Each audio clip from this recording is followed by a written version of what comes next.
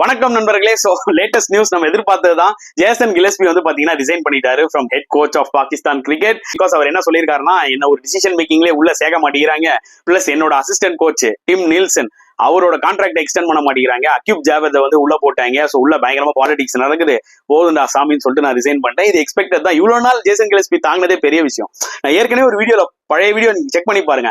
எப்போ வந்து carry கஸ்டன் white பால்ல இவரை ரெட் பால்ல போடும்போதே நான் நினைச்சேன் ஏன் இவங்க ஒத்துக்கிட்டாங்கன்னு. அதுவும் கேரி கஸ்டன் இந்தியாவே ஒரு டைம்ல திருப்பி கூப்பிட்டாங்க கோச் பண்ண வரீங்களா, அப்பவே வேணாம்னு சொன்னவர் ஏன் பாகிஸ்தான் ஒத்துக்கிட்டாரு.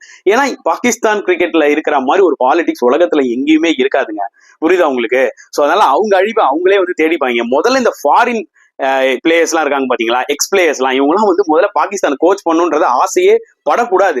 இதுதான் கடைசி முறையா இருக்கும்ன்றது என்னோட ஒரு பாயிண்ட் ஆஃப் வியூ. இதை பார்த்து நிறைய பேர் தெரிஞ்சிருப்பாங்க, நிறைய பேர் ஃபீட்பேக்கும் கொடுத்திருப்பாங்க. சோ பாகிஸ்தான் கிரிக்கெட் இன்னுமே வந்து பாத்தீங்கன்னா மோசமா போக வாய்ப்புகள் நிறைய இருக்குன்றது என்னோட ஒரு கருத்து. உங்களோட கருத்துக்கள் என்னன்றதை கமெண்ட் செக்ஷன்ல போட்டுருங்க.